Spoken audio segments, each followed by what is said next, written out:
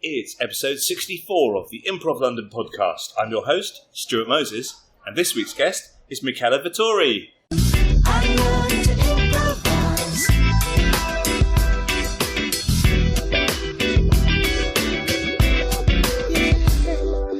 Hello, everyone, and thank you for asking me to do this podcast. Thank you very much for coming on this podcast. How are you on this fine, warm summer evening? Yeah, it's a nice warm summer evening. I'm sipping an orange juice. I'm really good. Right, Thank you. What about you? I'm good. I'm also good. You're a member of the Verbs. Yes. I've been confirmed like these days because You're when a I confirmed started, verb. yes, they were confirming like via text messages, because we've got a WhatsApp group, of course. And because when I started, they told me it's going to be like a trial period of 3 months or whatever, and they've just confirmed that I'm one of the members, so I'm really, really excited and happy about it. Is there some sort of initiation process that you have to go through? Then you're fully confirmed. We're probably going to have a drink or something like that. Really? Wow. Hopefully. Yeah. Modern improv groups, they're very disappointing in their initiation ceremonies, but cool. So I don't know if they've got some surprises for me. I like to think that they have. Yeah. After they've heard this, I hope that they will create them. Yeah. So what was it that attracted you to becoming a part of the nursery house team? I started doing improv in London at the nursery, and I have a particular affection. I love the nursery. I love the way improv is done at the nursery. And when I heard the opportunity of becoming a member through an audition, I immediately applied, and I got auditioned, and they said, "Yeah, you're in for a trial period." And then we've rehearsed every week over these months, and I just love it. Brilliant. I just love it. So what is it about the nursery style of improvisation? I think that the nursery is very into creating stories. The nursery theatre, they're real storytellers, and they love a kind of improv that is linked to emotions and connections between characters. So you don't have to be funny at all costs. If you are funny, that's great, brilliant, but you don't have to. And this is what I like, because improv theatre for me is theatre. So theatre doesn't have to be funny at all costs. It can be if it's comedy, but you can also have some emotional scenes, or you can have some scenes that make you think. And I found this at the nursery, and it's very close to my style of improvising, and that's why I've always liked it. And it's the same style that we have when we rehearse.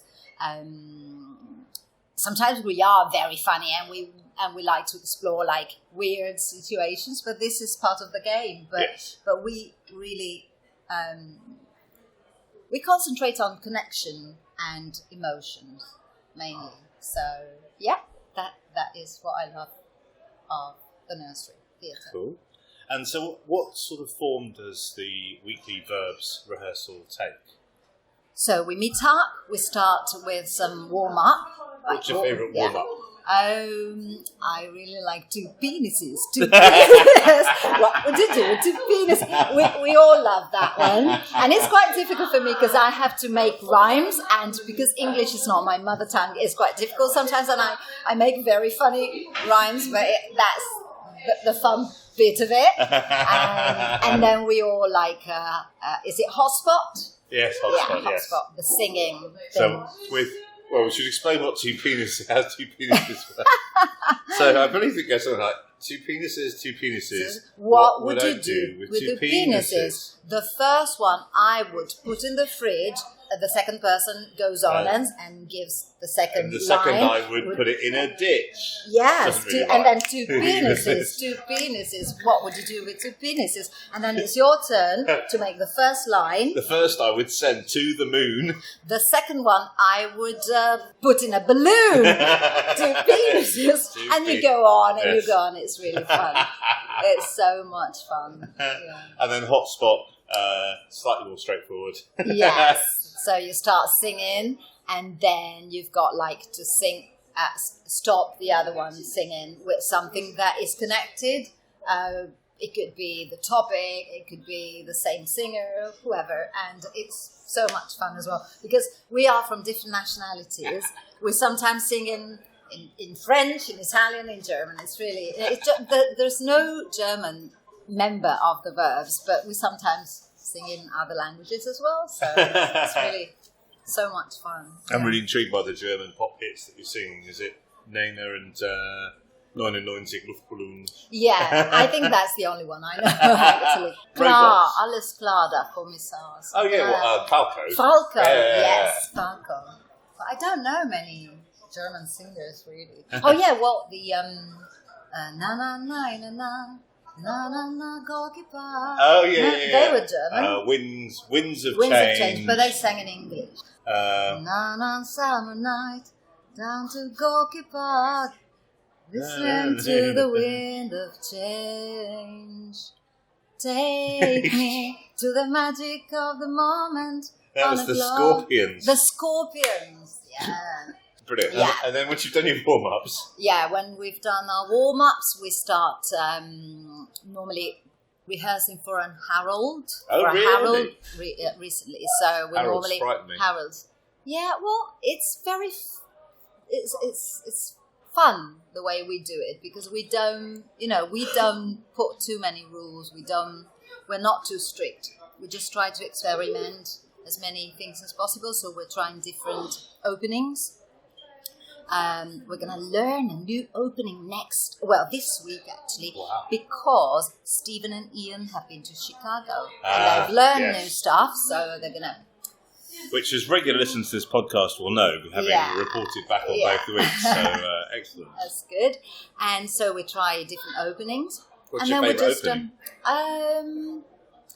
I like two, actually. I like I don't know how it is called, I can't remember now, but if we are like 5 people, we say, we see 5 plumbers.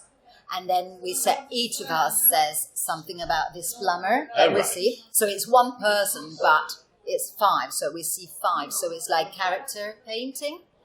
And then we've tried another one that I really liked, which was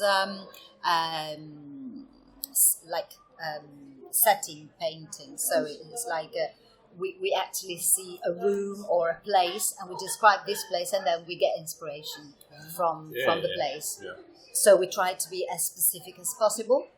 Like there is a table, and on the side of the table there is a little stain of blood. For example, why is the stain of blood there? We do not give the explanation, but blood could be the inspiration for something. And then after we've done a few openings, we normally try different openings on different evenings, and then we start doing sims. All right, cool. And normally it's 3. Then we have a sort of game that breaks the first half and the second, like the first part and the second part. After this game, it could be anything really. It could be words, movements, anything that comes into our minds. And then we have the second round of the scene, so we can see the same things, the same scenes in the future or in the past, or with different characters, etc. And then we have another game, and then a run, let's say. But we've recently seen that instead of having a run, we were like mixing up characters all together, and we really liked that. Yeah. So we are exploring, still experimenting, and I like that a lot. So how do you keep all of that in your head?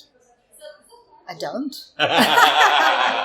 We write down things. So we're going to do this now. It's actually it's quite simple. I mean, the structure is quite simple, and just to have fun, we write down. Okay, we're going to do this. We're going to do that. Oh, and there's another very important part of the whole evening. the break.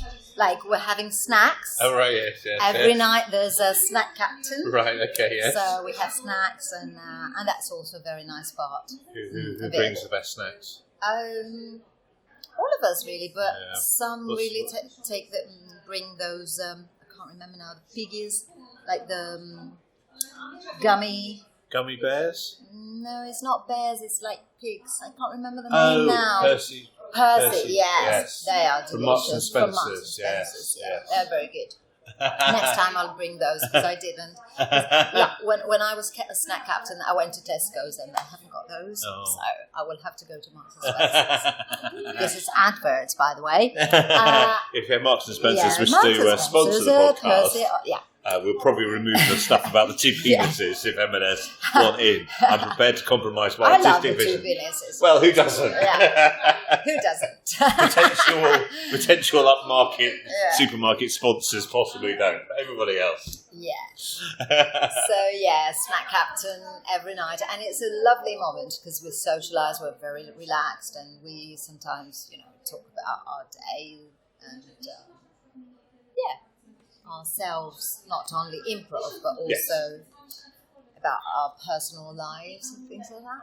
Yeah, and that's, I think, a valid part of bonding as a group and just getting to know what other people like, how they think about the world, the sort of thing that delights and interests them, that sort of thing. So that's a valid part of it. Yeah. I really love being part of a team because you get to know each other really well on several aspects, and as you were saying, you create a bondage, and then you know what to expect also on scene because you get to know them, so it's really good. You were also involved in the restaurant, one of the Nursery Originals series. Oh, I loved the restaurant. It was my first long form in English, and I was so excited when I got accepted after the audition. That group was also amazing. We were 10 people from different, with very different backgrounds, because there was Sarah Louise, who's in Showstoppers, and she does cabaret, and she's amazing. She's an amazing actress and singer, and Jennifer also, she's great. And so very different backgrounds, and I was really honoured to be part of that group because they were, Jonah as well was in that, lots of people from the nursery, and I was really honoured to be in that group because there were so many good professionals. And Jeannie Lyons, the director, she was amazing because she had such a lovely way of taking us where she already saw everything, because of course she had seen this show in her head, and then we were creating it exactly the way that she had seen it, and she also made us a lot of exercise on connections and emotions, and the group was amazing. We worked really well together. We did 4 dates, which went really well because we had lovely feedback. And unfortunately, because all the people forming the company, say the group, had lots of other, they were busy with other things, we could go on with it, which is a shame really, because it was really, really beautiful. And it was the restaurant. The restaurant, so what was the format? So the format was, of course, it took place in a restaurant, and the stage was divided into 2 parts. One was the dining area, and one was the kitchen.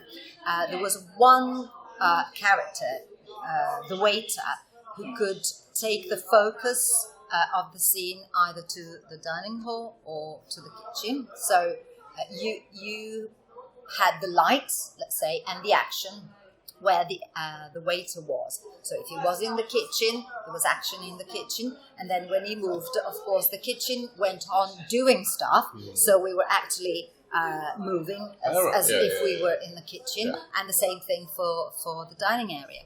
And it was so good because you could actually create lots of sub-relations between the characters in the kitchen and in the dining area.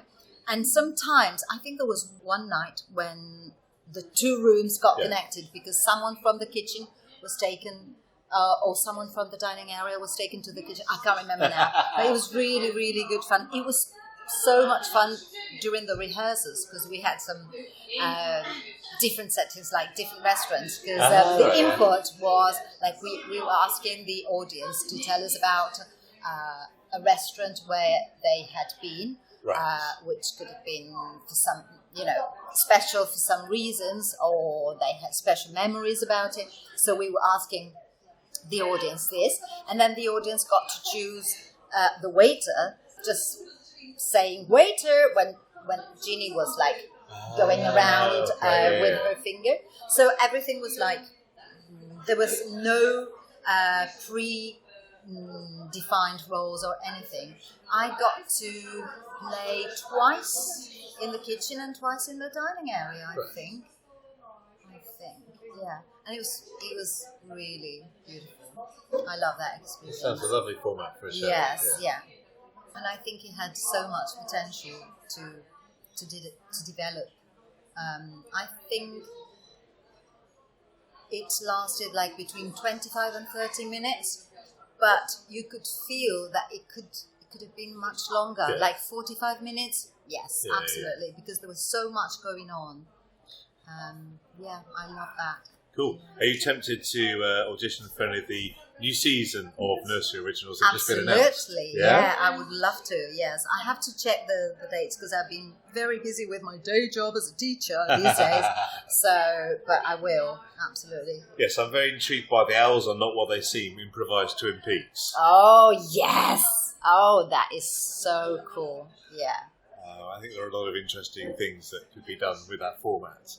I'm very interested in the taking of a television series and then turning it into an improvised play. Just, the things you might pull from that. So that sounds really exciting. And also, it could be interesting if you do like different dates to have some like callback of, how do you say callback, that you can you've done before. Right. No, yes. not callback. Yeah. Callback. So if you did 3 shows, and you do a callback to a previous show. Yes, like a series of where you know what happened before. So yes, it would be nice. I find that really interesting. I think Closer Each Day, the improvised soap opera, do that. Yeah. And it's nice to reward the fans that have come and seen it regularly. And as long as you don't exclude the people, I suppose, so it's an interesting, I really like that idea. Yeah. And then United, Jules, sounds intriguing. He wishes to light a fire under improvisers and mimic the support and camaraderie of amateur sports team. Yeah. Sounds a bit sporty for me, I don't know. I'm sure it'll be very good. Yeah, maybe United more and Twin Peaks. And then Dreamweaver Quartet, which taps into primal and transcendent urges and blurges the edge. Blurges. It definitely blurges. It's not blurring. It definitely blurges the edges of reality and dreams. Your weirdest dream will be made manifest on the 1st of December. This is also intriguing. Certainly sounds very ambitious. Yeah. So, how did you first get interested in improvisation? Where did your improv origin story start? I would suggest it's probably Italy. A long time ago. Yes, in Italy. Not that long. Yeah. Hardly. 10 years. It can hardly be a check. Yeah, because I'm too young. Yeah, exactly. Thank you. That's what I'm saying. Yeah. That's what I'm saying. Yeah, actually, I was 10 years old when I started. Fair enough. Now I'm 20, so. Yes, Unfortunately not. That chronology makes sense to me. Yeah, I started 10 years ago in Padua, which is where I am from, not far from Venice, so in the Venice region. But Padua, I've only ever heard about it in Shakespeare. Yes, the tale that's a real. Yes, absolutely. It's a real place. Is it fair? It's beautiful. There's a university, one of the oldest universities in Europe. It was founded in 1222, and Galileo taught in there. So it's a beautiful, beautiful town, really. And the first time I just went to an improv show. It was still called Match at that time. because in Italy there was the match of improvisation, let's call it, which is still very popular. I mean, that format is still very popular in most French-speaking countries. So it was a match, and I was already doing acting, so I was already an actress, and we had rehearsed during the day. And some of my colleagues said, "Oh, we're going to this improv show," and I said, "What is it? Come and see." I went there, and I was like, "Oh my God, it can't be!" I did not believe it was improvised. I said, "No, come on, it's not possible," because I laughed, I cried. They were absolutely amazing. And when at the end of the show they said, "We're going to start courses in September," I said, "Okay, I'm going to go. I want to do it." And that's what I did. In September, I started the course. And so what was the format of the show that you saw? That show has developed now. So there are still some associations who do, which do that format. But now we've got another format which is called Improv.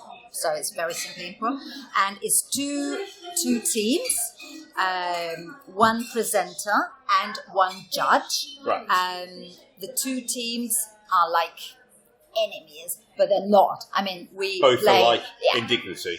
Yeah, that's right. So that we work together, really. But the audience decides which team is going to win, because they've got points, like 1 if the improvisation, if the scene they've seen was not very good, 3 if it was okay but it could have been better, 5 if it was amazing. So they actually decide which team is going to win, and the judge intervenes to give more points or less points, because if you've done something that he didn't think it was right, like for example you asked for an input and then you forgot about it, why did you ask for the input?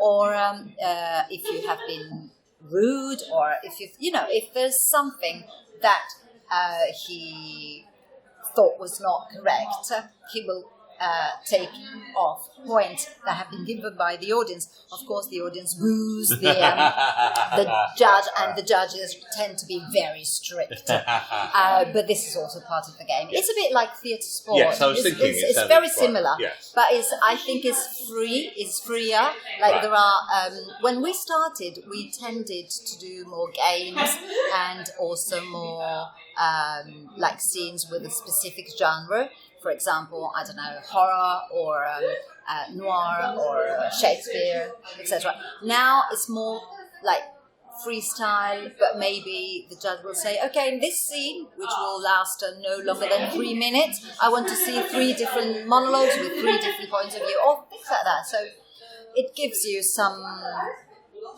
like hints or things like that. And I think it's a very good format, because within one evening, it lasts quite long, because there's a first half, which is 45 minutes, then you have a break, and then another half of 45 minutes. But you have so many scenes during those 45 minutes that you can also have musical scenes, like it's varied. And that's why 45 minutes is like the audience do not get bored at all. So I saw something similar to this, which was called a bit different. And instead of having points, you had like a slipper that you could throw to the referee. Yeah, so you had in the match, you had the referee, etc., etc. And here you've got the judge and the presenter who, asks things to the audience. It's very engaging with the audience. Yes. So yeah, I saw one show and I was in love, and then I started my 3-year course. Wow. It's a 3-year course. Yeah. Wow. Yeah. Did you book for the 3 years at the beginning? Sorry? Did you book for the 3 years? And then you No. Okay. You book for the first year, okay. And some people stop after the first year, but most go on because it's so fantastic. Wow. And during the first year, you explore, connections, and to say yes and who, where, what, and just to be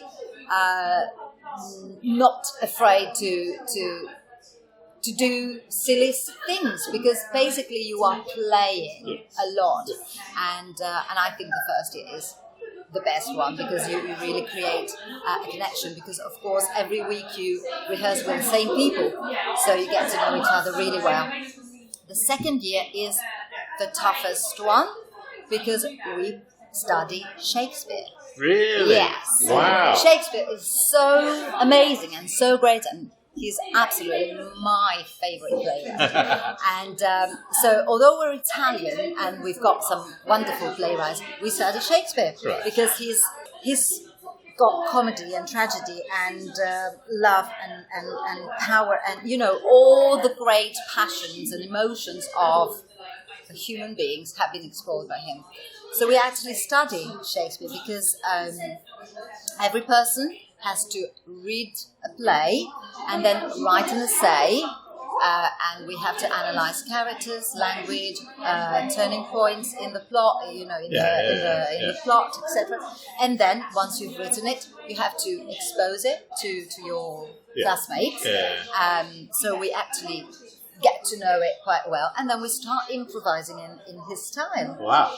Yeah, and then you explore other styles like soap opera, other more like easier styles. But you know, you start at horror and things like that. And on the third year, you normally do a long form show. So you prepare to explore more relationships, emotions, etc. And we've done some really good long form shows. Yeah. And you do not go on stage before the third year. Wow. I mean, you do the showcase at the end of your first year, your second year, but in a theatre, of course, with friends and family. But you only go on stage from the third year if your teachers think you are ready in front of a paying audience, because of course the audience is going to pay. Yeah. So of course the performance has to be quality. Performance.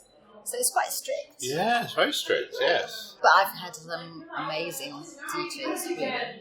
After that, what happened next? After the 3 years, you go on and train like amateur, and you go on and train like if you want to go on, and you train every week, and then you do different things. There's a period like from January to May, I think, is the amateur the period where you have shows. How do you call it? Exhibition. So you've got like weekly shows, and you go on stage depending on when your teachers decide. You know, there are so many improvisers now because the association has grown a lot. I think there are like 200 now. So of course you rotate people. And you go on. So I've done like many years, and that's why I've done many different, apart from improv, so that format that I told you about, I've done lots of long form shows. One was an improvised Shakespeare play, like totally improvised 1 hour show. And other ones like. Another one was very similar to Open Roads. Oh, yes. Because, of course, ideas, you know, people in different parts of the world come up with similar ideas. So, Cool. And eventually you came to England? Yes. 2 years ago. 2 years ago. Nearly. And in September. So, what were the challenges of improvising in a language which isn't your first language? I think your English is very good. Thank you. But, at the beginning, I was absolutely terrified. Really? Well, you saw my first drop-in class ever in London. And I don't know if I looked terrified, but I was. So you didn't come across as terrified? I was, absolutely. Also because at the beginning, lots of the words like that we had as input, I didn't know the meaning of them. Right. So I was like, all right, I'm gonna see what other people do. I'm gonna try and understand. Or if I got it wrong, I just went with the flow. Yeah. One thing I tried and do is not to be like feel the fear and go against it. Right. Just had a go. Yeah. Just have a go. I just had a go, and only if you face it, you get better. Yeah. And then, of course, the more you improvise, and the more you improvise with people with different accents, the easier it is to understand things, and I love it. I particularly enjoy when, and it doesn't have to be because you're from another country, but even if you've grown up in this country and there's a suggestion that comes out, you just might not know it. Yeah. And then it's a joy to watch if there are certain people that do know it. Watching the other person just fill in the blanks and building it to what the other people are doing is very That's entertaining. exactly what has happened to me a few times. Yeah, like more than a few. But it still happens. Yeah. I sometimes get the meaning of a word, but maybe it's a word with different meanings. Right. And I do not get the second meaning. Like there are still some words that I do not, or some expressions that I do not understand. I'm learning every day. Yeah. You've been working with Lady G on a couple of interesting projects. Yes. Apart from the jam, and I'm gonna perform with her tomorrow night because it is her birthday today. Oh, actually. right, excellent. And tomorrow night she's got a jam that is also like a party. So we're going to perform, Lady G and Friends birthday party. Wow, so, I'm just imagining. It's already one of the more nights where you expect the unexpected. Yes. With a birthday wrapped into that as well. Excellent. So we're going to do a two-prop scene tomorrow night. And what's your two-prop style? We're going to improvise tomorrow night because we haven't seen each other for a while. So I think we're going to just explore what comes out. Right. Okay. What comes out tomorrow, yeah. And we're going to keep it light though because it's a birthday party. Yeah. It's summer. It's fun, so we're going to keep it light. But yeah, with her, we've done two lovely two experiences with elderly people in like a day center for elderly people, and the first one was, I don't know, maybe October, something like that, last year, and it was amazing because you could actually see these people who were, not interested at all at the beginning. They got engaged slowly, and then they started dancing and singing, and they wanted to be involved, and it was absolutely amazing because we thought of. Did you play two penises with them? No. Well, some of the ladies may have enjoyed two penises. Yeah, they would have enjoyed it, but another couple would have been absolutely petrified. So no, it was really sweet. When I came out, of that center after those couple of hours spent together, my heart was so big of emotions because these lovely people, they were absolutely so joyful. Not the same people as they were at the beginning, because we started talking about, memories. So we asked them about, I don't know, the first time you did this, or what do you remember about that? So they were actually involved because they were talking about themselves. And then we were putting on scenes like a mixture of different stories. And so they could actually say, they said, yes, I had a dress exactly like that. It was red. And I was like, wow. It was so beautiful. So they asked us to go back for Christmas. So we did the same thing, but with a Christmas topic, like Christmas theme. And they enjoy that as well. But I think the first time was even more. And then the sad thing is when you go back, they do not remember you. Because you're like, oh, hello, I don't know, Mary, how are you? How are you going? who are you? What do you want? Like, but then, you know, in the it's like their minds open for like 2 hours, and they absolutely live in the present, and then they forget. Right. But for those 2 hours, they are absolutely amazing. So it was really, really a beautiful experience that I would like to do again. I mean, are there particular roles that you enjoy playing, or particular historical periods, or particular genres, or anything? I like thrillers. Right, okay. Very much. What is it about the thriller genre that you enjoy playing? The mystery bit.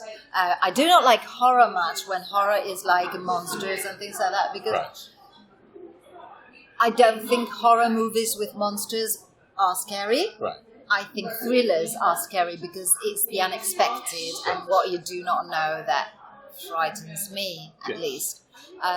So if there's something like that. I remember one improvisation, one scene that I did years ago. I had shivers because I was scared, by doing it, because it was like a couple goes to live in a new house, so very classical, and there's the neighbor. I was the neighbor who comes to welcome them with a lovely pie, but the neighbor has some secret. She was a witch in the past, so she possesses the girl. And I remember this scene when the girl and me, we were like in the mirror, like mirroring each other, and I was like in the mirror, so the audience could actually see that she had been possessed. Wow. And I was like, oh, by doing it, because it came so spontaneous. That when we started doing it, we were both, happy of what we were experiencing. I like those roles, but I like everything, really. As an improviser, you have the great opportunity of being whoever you want, whenever you want, and that's great. Yes. What would you say was a signature Mickela move? What do you do that people go, oh, classic Vettori? You know what? I have no idea, but we've improvised together a few times. What do you think? I really have no idea if there's a signature movement. I feel very supported when I improvise with you. I feel that whatever I do, I could make myself emotionally vulnerable, and you're not going to sell out the scene for a joke. So I particularly like the strong kind of theatrical background that you bring to an improvised scene. So maybe it's the reality and the weight of theatre. Thank you. That is so nice, and I love improvising with you. Maybe one thing that I'm always trying to do on scene is fixing things. Oh, right, like, I don't know, it's something like we've asked something, then we forgot about it, and I remember it, so I'll bring it back or something like that. I don't know, and it's not because I do not trust my improv mates. Absolutely, I think it's something within me. Maybe it's the teacher in me that needs fixing things. I think maybe that's one of my traits. I mean, that's a lovely thing to do, is to reincorporate that thing. Reincorporate. That everyone else has forgotten. If I remember. If I forget, it's gone. But as an audience member, to have that thing reincorporated, or maybe as the solution to something, is really, really satisfying. That's good. Yeah, and it is satisfying to me. I mean, I need it sometimes, so that's why I do it. Lovely. So, yes. I think that's everything. That's everything. Okay. That was amazing. That was great. Thank you. Thank you very much. Thank you very much. I made this. That's improv!